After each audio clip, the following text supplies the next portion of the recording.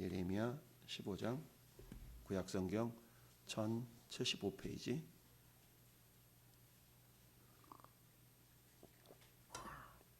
구약 1074, 1015, 75페이지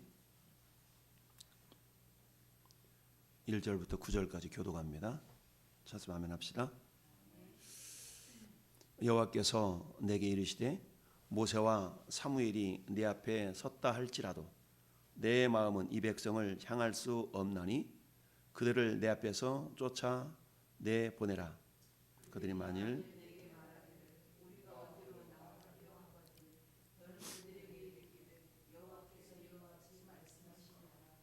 죽은 자는 죽음으로 나가고 칼을 받을 자는 칼로 나가고 기근을 당할 자는 기근으로 나아가고 포로될 자는 포로됨으로 나아갈지니라 하셨다 하라. 여호와의 말씀이니라. 내가 그들을 네 가지로 벌하리니 곧 죽이는 칼과 찢는 개와 삼켜 멸하는 공중의 새와 땅의 짐승으로 할 것이며 예루살렘에 행한 것으로 말미암아 내가 그들을 세계 여러 민족 가운데서 흩으리라. 예루살렘아 너를 불쌍히 여길 자 누구며 너를 위해 울 자 누구며 돌이켜 내 평안을 물을 자 누구냐. 여호와께서 이르시되 내가 나를 버렸고 내게서 물러갔으므로 내게로 손을 펴서 너를 멸하였노니 이는 내가 뜻을 돌이키기에 지쳤음이로다. 내가 그들을 그 땅의 여러 성문에서 키로 까불어 그 자식을 끊어서 내 백성을 멸하였나니 이는 그들이 자기들의 길에서 돌이키지 아니하였음이라. 그들의 과부가 내 앞에 바다 모래보다 더 많아졌느니라. 내가 대낮에 파멸시킬 자를 그들에게로 데려다가 그들과 청년들의 어미를 쳐서 놀람과 두려움을 그들에게 갑자기 닥치게 하였으며 일곱을 낳은 여인에게는 쇠약하여 기절하며 아직도 대낮에 그의 해가 떨어져서 그에게 수치와 근심을 당하게 하였느니라. 그 남은 자는 그들의 대적의 칼에 붙이려 여호와의 말씀이니라. 아멘. 할렐루야. 우리 구약 말라기서를 다 묵상하고 예레미야 15장에서 또 23장인가 25장까지 이번 달에 묵상하고 그다음에 성탄절쯤에는 누가복음 말씀을 묵상하는데, 자 오늘 말씀의 제목 한번 따라합시다. 유종의 미를 거두는 12월. 아멘. 유종의 미를 거둔다. 유종의 미, 있을요, 끝종, 그럴지, 아름다울 미, 유종의 미를 거두는 12월. 우리가 용의 머리로 시작했다가 뱀의 꼬리로 끝난다라는 용두삼이라는 말이 있죠. 처음 우리가 계획하고 시작할 때는 뭔가 모르게 거창하게 혹은 의미 있게 시작을 하다가 그 의미와 뜻이 이렇게 퇴색되는 경우가 많이 있죠. 그래서 처음 하던 마음, 처음에 품었던 마음을 끝까지 간다는 것이 굉장히 중요함과 동시에 하나님의 은혜가 아니면 이루어질 수 없는 것을 우리는 경험을 하게 됩니다. 하나님이 계시록 7교회에서 에베소 교회를 향하여서 말씀하셨던 것처럼 너희의 처음 사랑을 버렸다라고 주님이 책망하셨죠. 처음 사랑을 버렸다. 무슨 말입니까?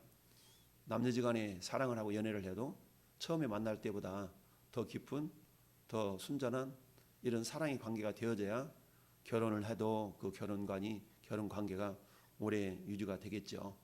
그런 것처럼 처음 사랑을 버렸다. 처음에 품었던 그런 마음, 그런 신앙의 자세가 시간이 가고 세월이 갈수록 더욱더 성숙하고 성장해 갈 것을 하나님 말씀합니다. 우리 신앙도 역시 마찬가지죠. 우리 신앙도 우리가 처음 믿었을 때, 물론 아주 먼 옛날일 수도 있겠지만 우리가 가깝게는 연초에 내가 가졌던 주와 복음을 향한, 교회를 향한 우리의 마음가짐 하나하나가 그야말로 올해는 내가 이렇게 신앙생활을 하리라 라고 계획하고 마음을 먹지 않은 사람은 없습니다. 적어도 제대로 된 그리스도인이라면 연초에 혹은 송구영신 예배 때 하나님 내가 올해는 이렇게 신앙생활을 좀 해보겠나이다 라는 마음을 품지만 이 마음이 정말 이 시간까지 12월이 시작되는 12월 첫날까지 지속된다는 것은 그야말로 하나님의 은혜가 아니면 안 된다라는 것을 우리가 돌아보게 됩니다. 여러분, 예레미야 선지자는 어느 시대에 사역했던 선지자일까요? 잘 모르겠으면 1장으로 넘어가 보면 됩니다. 1장으로 넘어가면 이 선지자가 사역했던 시대가 나오게 되죠. 예레미야 선지자는 요시야 왕 때에 사역했던 선지자입니다. 요시야 왕은 누굽니까? 요시야 왕은 남쪽 유다, 남과 북이 분달되어진 이스라엘 남쪽 유다의 마지막 선한 왕이 요시야 왕입니다. 요시야 왕이 총 31년 동안 통치를 하게 되는데, 요시야 왕 31년 통치 가운데 절반에 해당되는 15년쯤에 하나님께서 예레미야를 불러서 사역을 시킵니다. 요시야 왕의 아버지는 아몬이었고요, 아몬의 아버지는 히스기야 왕입니다. 그러니까 아몬의 아버지는 므낫세군요. 므낫세 아버지가 히스기야니까 이 히스기야 아들이 므낫세, 므낫세 아들이 아몬, 아몬의 아들이 요시야, 이렇게 되어지는데, 그 남쪽 유다의 마지막 선한 왕이 요시야 왕인데, 우리가 잘 아는 것처럼 요시야 왕은 애굽 왕에 의해서 저 무기또에서 죽임을 당했다라고 말씀을 드렸죠. 요시야 왕이 그 당시에 국제 정세를 제대로 파악하지 못해서 하나님의 어떤 그 역사하심에 의해서 바벨론이 애굽이 올라왔는데, 굳이 애굽을 막으러 올라갔다가 결국 무기또 전투에서 죽임을 당했다라고 말씀을 드렸어요. 자, 요시야 왕이 마지막 선한 왕이었는데, 근데 그 요시야 왕이 선한 왕이었음에도 불구하고 아버지 아몬과 할아버지 므낫세, 그러니까 남쪽 유다 왕이 총 21명인데요. 21명의 왕 가운데 가장 악한 왕이 두 사람이 있어요. 가장이라 그러면 한 명이야 되겠지만 극악한 왕이다라고 표현한 그런 왕이 두 명인데, 첫 번째 왕은 아달랴라는 아합 왕의 딸내미가 남쪽의 며느리로 들어오죠. 그 일 때문에 아하시아 왕의 어머니였나요? 이 아달랴가 7년 동안 그야말로 통치를 하면서 여자였는데 가장 악한 왕으로 이렇게 대변이 되죠. 그리고는 어떤 정통적인 유다 지파를 통해서 이어진 그 왕들 가운데는 므낫세가 가장 악한 왕으로 성경은 기록을 합니다. 므낫세는 히스기야가 죽을 그런 상황 가운데서 하나님께 기도하죠. 하나님, 내가 진실과 전심으로 행했던 걸 좀 기억해 주시고 나를 불쌍히 여주시고 내 생명을 연장시켜 달라라고 했을 때, 하나님은 이사야 선지자를 통하여서 15년의 생명을 연장시켜 주셨던 그 왕이 히스기야 왕입니다. 우리가 아는 것처럼 히스기야 왕 때는 북쪽 이스라엘이 아수르라는 그 나라에게 멸망을 당했던 시기죠. 그러니까 히스기야 왕 때는 굉장히 국제 정세적으로 말하면 남쪽 유다마저도 위험한 상황이었던 거예요. 그래서 북쪽 이스라엘 멸망시켰던 아수르가 남쪽 유다마저 멸망시키려고 침범했던 그런 시기가 히스기야 왕 시대죠. 그래서 이사야 선지자와 히스기야가 눈물로 하나님께 기도했을 때에 하나님께서 아수르 대군을 물리쳐 주셨던 그런 역사심이 있었고, 그 대신 또 히스기야 왕이 정말 죽을 그런 상황 가운데서도 하나님의 그 생명을 15년을 연장시켜 주셨던 그런 왕이 히스기야 왕이었죠. 근데 그 왕이 결국 생명이 연장되어졌던 15년 그 기간 동안에 태어난 자식이 므낫세였어요. 그러니 자식이 없이 죽으려 했던 히스기야 왕에게 자식이 태어났으니 얼마나 귀엽고 귀하고 눈에 넣어도 아깝지 아니하고 이런 어떤 자식이었겠습니까? 그러다 보니까 어찌 보면 그 자식에 대해서 제대로 된 신앙교육을 시키지 못했던 것 같아요. 결과적으로 봤을 때. 그러니 아나무인격으로 자랐던 이 므낫세가 자기 아버지 히스기야를 이어서 왕이 되었을 때는 그야말로 히스기야는 선한 왕이었잖아요. 선한 왕으로서 정말 하나님의 어떤 마음에 보시기에 종교개혁도 하고 이랬는데, 아버지가 이루어놓았던 모든 그런 국가의 어떤 정통성 이런 것을 정반대로 이끌어갔던 왕이 므낫세예요. 그래서 하나님께서는 므낫세 때문에 오늘 본문의 4절에 그렇게 얘기해요. 유다 왕 히스기야의 아들 므낫세가 예루살렘에 행한 것으로 말미암아 내가 그들을 세계 여러 민족 가운데 흩으리라. 흩으리라. 그러니까 므낫세의 아들이 아몬 왕이었는데 아몬이 2년 동안 하거든요. 근데 이 므낫세는 55년 동안 통치를 했어요. 여러분 반백년 동안 남쪽 유다를 통치하면서 그야말로 남쪽 유다를 우상 소굴로 만들었던 왕이 이 므낫세 왕입니다. 그러니까 반백년 동안, 반백년이 더 지난 거죠. 55년이니까 남쪽 유다를 완전 이 우상의 소굴로 만들었던 이 므낫세에 대해서 하나님은 도저히 용서가 안 되는 거예요. 용서가 안 돼. 그리고 그 영향이 그 아들 아몬 왕에게서 어디까지? 요시야 왕에게까지 이르게 되는 겁니다. 물론 요시야 왕이 종교 개혁을 통하여서 그야말로 멈춰졌던 그 유월절 제사도 회복시키고 이런 일이 있었지 않습니까? 그럼에도 불구하고 이미 앞에서 므낫세에 의해서 정말 황폐화되어졌던 그런 영적인 그런 흐름이 온전하게 회복이 되지 못했던 겁니다. 그러다 보니까 그 요시야 왕 15년에 하나님이 예레미야 선지자를 보내서 결국 어때? 내가 이 민족을, 이 나라를 1절 말씀처럼 여호와께서 내게 이르시되 모세와 사무엘이 내 앞에 섰다 할지라도 내 마음은 이 백성을 향할 수 없나니 그들을 내 앞에서 쫓아 내보내리라. 내보내라. 자, 모세와 사무엘. 모세는 율법의 대표 인물이죠. 하나님의 말씀을 받았던 자요. 사무엘 선지자는 선지자 가운데 마지막 사사로 하나님께 쓰임 받았던 선지자가 사무엘 선지자 아닙니까? 이 대표적인 두 사람이 내 앞에 있다 할지라도 내 마음은 이 백성을 향할 수 없다. 그만큼 하나님의 마음이 상했던 겁니다. 자, 우리가 어제였나요? 그제였나요? 범사에 만사에 기한이 있고 때가 있다라고 말씀을 드렸죠. 때가 있다. 하나님은 인내하시고 자비하시고 사랑이 많으시지만 그 사랑이 아무에게나 내보내는 사랑이 아니다.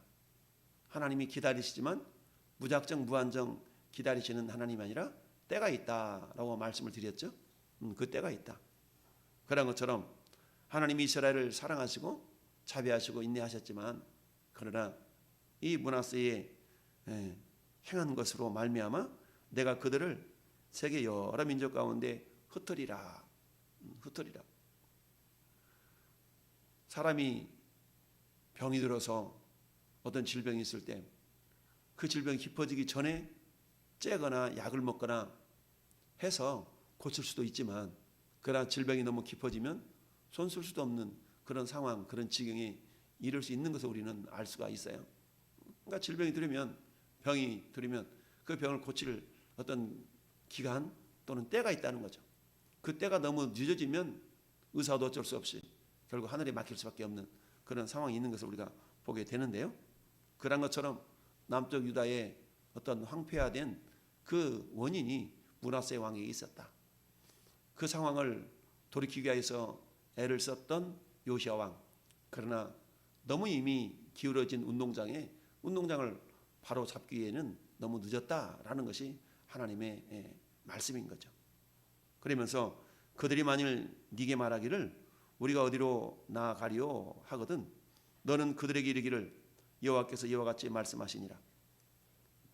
죽을 자는 죽음으로 나가고 칼을 받을 자는 칼로 나가고 기근을 당할 자는 기근으로 나가고 포로될 자는 포로로 나갈지니라 하라. 지금 이 상황이 어떤 상황이냐면 기근으로 말미암아서 남쪽 유다가 굉장히 고통 중에 있었던 상황이에요. 그래서 14장 앞장 14장을 보면 정말 물이 없어가지고 14장의 제목이 뭡니까? 칼과 기근이라고 되어 있죠. 그만큼 기근으로 말미암아서 기근으로 말미암아서 힘들었던 그런 시기거든요. 11절 말씀 봐보세요. 14장 11절. 여호와께서 또 그들에게 내게 이르시되 너는 이 백성을 위하여 뭐하지 말아라? 복을 구하지 말아라. 야, 어떻게 복을 구하지 말라고 하나님이 그렇게까지 말씀하셨을까요? 복을 구하지 말아라. 그만큼 마음이 상해 계시다는 거예요, 하나님.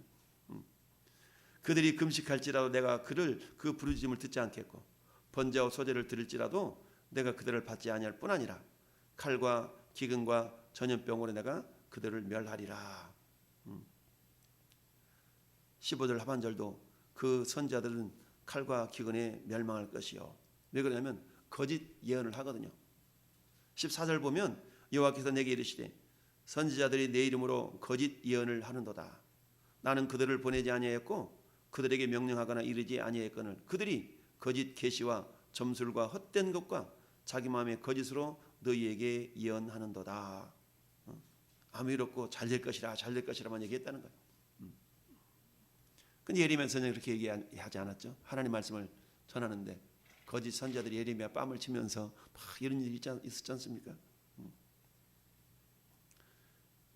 오늘 본문에 다시 3절로 돌아와서 여호와의 말씀이니라 내가 그들을 네 가지로 벌하리니 죽이는 칼, 찢는 개, 삼키어 멸하는 공중의 새, 땅의 짐승. 이건 뭘 상징합니까? 결국 남쪽 유다를 침공하는 이방 세력들, 이방 나라의 세력들을 상징을 하는 거죠. 네 가지로 심판하겠다.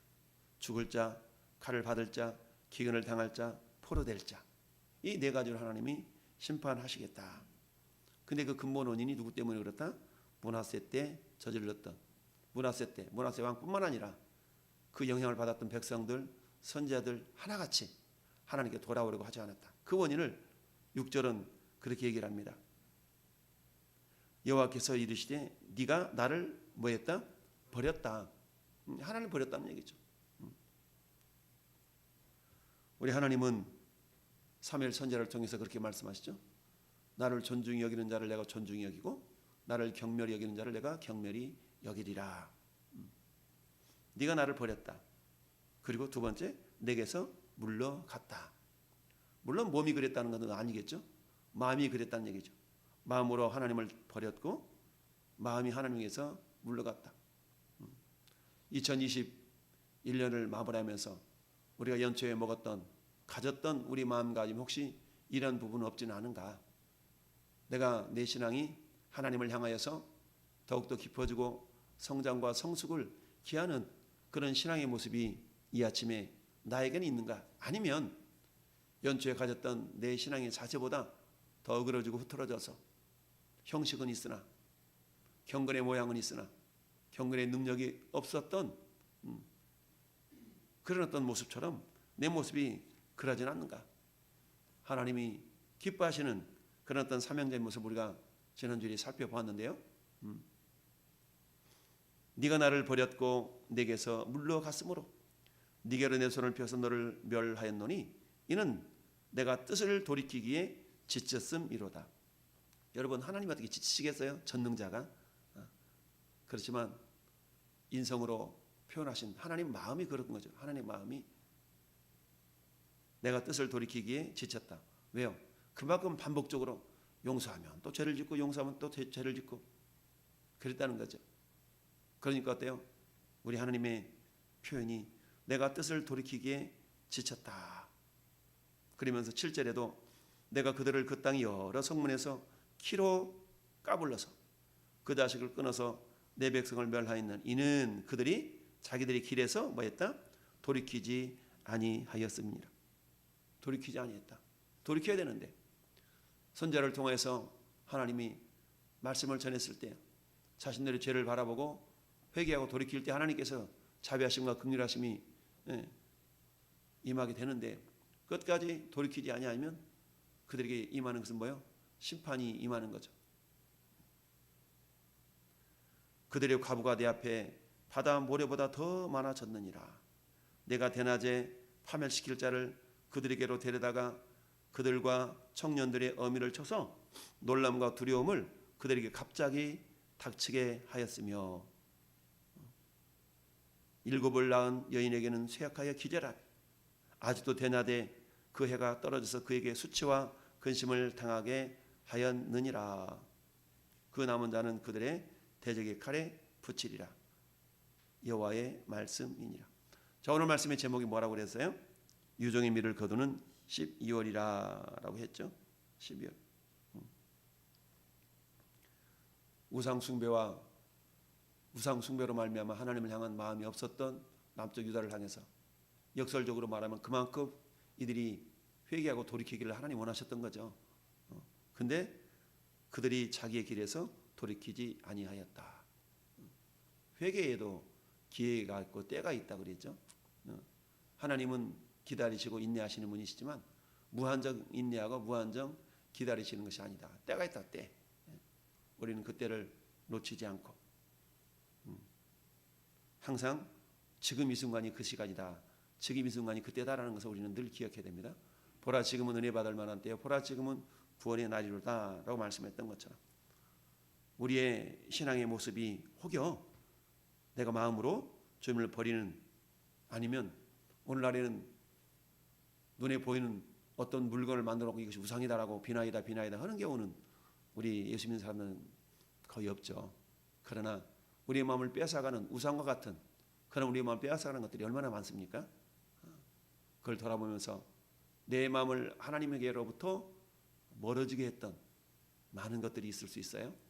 그런 것들을 다시 한번 우리의 마음을 이 12월 첫날에 내 마음을 하나님께로 돌이키고 다시 한번 유종의 미를 거둘 수 있는 연초에 가졌던 선한 마음이 마지막 12월까지 잘 이루어지는 것뿐만 아니라 2022년을 또 지혜롭게 준비하는 12월 한 달이 되어져서 하나님의 기쁨이요 하나님의 영광이요 2021년 우리가 표로 가졌던 믿음과 소망과 사랑의 좋은 터를 쌓는 그런 저나 여러분들 될 수 있기를 예수님의 이름으로 축원을 드립니다. 아멘. 거룩하신 아버지 하나님